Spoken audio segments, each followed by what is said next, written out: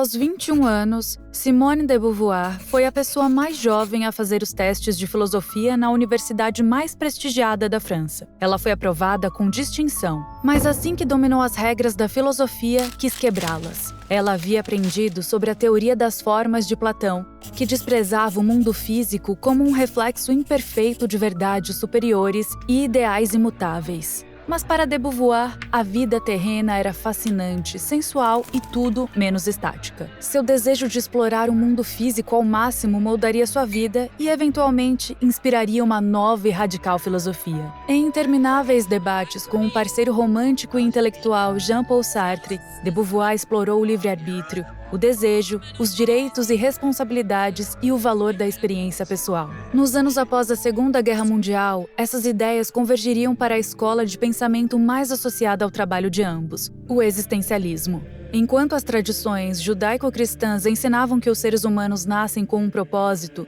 de Beauvoir e Sartre propuseram uma alternativa revolucionária, que os seres humanos nascem livres e são lançados à existência sem um plano divino. Como de Beauvoir reconheceu, essa liberdade é uma bênção em um fardo. Em A Ética da Ambiguidade, ela argumentou que nosso maior imperativo ético é criar o significado da nossa própria vida, ao mesmo tempo protegendo a liberdade dos outros de fazerem o mesmo. Como escreveu de Beauvoir, uma liberdade que se interessa apenas em negar a liberdade deve ser negada. Essa filosofia desafiava seus adeptos a navegar pelas ambiguidades e conflitos de nossos desejos, tanto interna quanto externamente. Ao buscar encontrar seu próprio propósito, de Beauvoir começou a questionar se todos merecem buscar um significado porque ela era limitada pelos ideais da sociedade sobre a feminilidade. Apesar de sua produção como escritora, professora e ativista, de Beauvoir lutava para ser levada a sério por seus colegas homens. Ela havia rejeitado sua criação católica e as expectativas matrimoniais para estudar e escrever memórias, ficção e filosofia.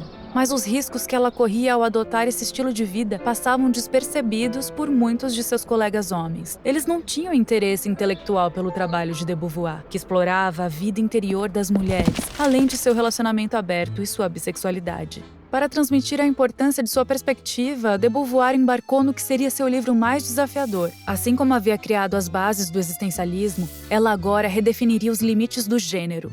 Publicado em 1949, O Segundo Sexo defende que, assim como o significado da vida, o gênero não é predestinado. Como de Beauvoir escreveu famosamente, não se nasce mulher, torna-se mulher. E tornar-se mulher, argumentou ela, era tornar-se o outro.